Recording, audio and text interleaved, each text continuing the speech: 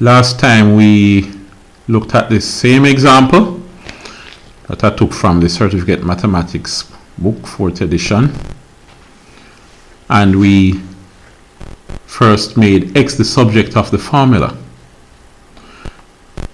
Suppose we make y the subject of the formula now, right? So we're going to make y the subject of the formula of equation 2. I can tell that it's not going to be as straightforward and easy as before, because you have a number multiplying y, and this is where it becomes a bit inconvenient to use substitution when you're solving simultaneous equations. So let's make y the subject of equation 2, and later on we're going to substitute for y instead of x. So let's do that now. Making y the subject of equation 2, what we have is x plus 7y equals 15, and we want y equal. Subtract x from both sides, we have 7y is equal to 15 minus x. But after that, you're going to have to divide by 7. When you divide by 7, 7 will cancel itself here and leave y equals. Then all of this will be over 7. 15 minus x over 7. Alright, so you have a fractional expression on this side, on the right hand side. If you should substitute y in equation 1 now, you have 3x plus 4y equals 11. But since y is 15 minus x over 7, you're going to remove the y and instead put 15 minus x over 7. Now you have one unknown, which is x. What are you going to do? Now, you should multiply the 4 by what is in the bracket. Note that the 4 will not multiply the 7. It will multiply only the 15 minus x part. Since you have a fraction multiplied by a fraction, just turn the 4 into a fraction by putting, or make it look like a fraction, which is the case here, by putting it over 1. So you have 3x plus, with fraction is top by top over bottom by bottom, 4 by 15, which is 60, minus 4 by x, which is 4x, over 1 by 7, which is 7, equals 11. Now you're going to have to multiply both sides by 7 to get rid of the 7 under here. Since we have fractions, let's just make everything look like fractions.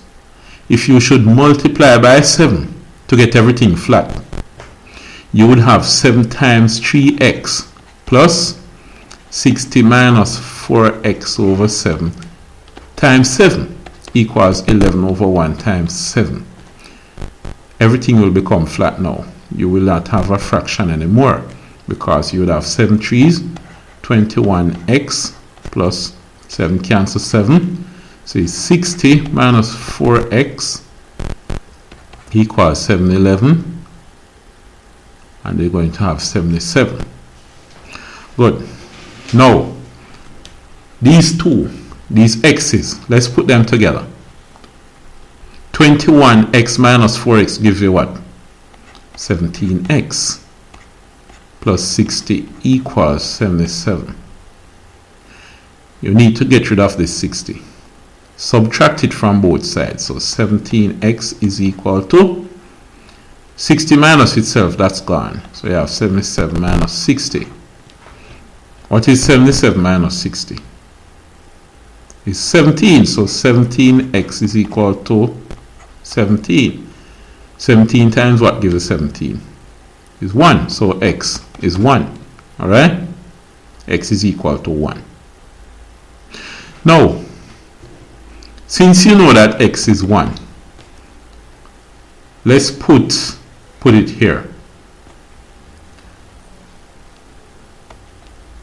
took up more space than the work before, but let's erase this up here and work with the space up here. So we're going to substitute x equal 1 in equation 2. I didn't label them. EQ1, EQ2. Let's put x equal 1 in equation 2. We're going to have 1 plus 7y equals 15. Right? Because what we have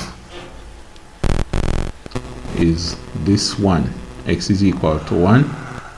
Since we know x is 1, we put it right here. So we have 1 plus 7y equals 15.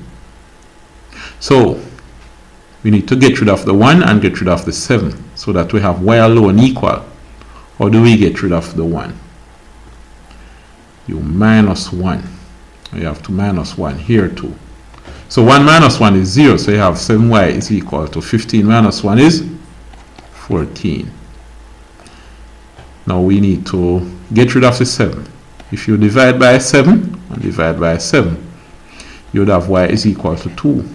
Or you could say, if 7 times y is 14, what does 7 multiply by to give 14? It's 2. So y is equal to 2. Alright? So, in this case, it's a bit inconvenient to use substitution. Alright? Whenever you have a number multiply the variable, for example in this case y, and you want to substitute to make y the subject of the formula, then you have more work. The work becomes more complicated and it's longer. Alright, so we'll move on next time.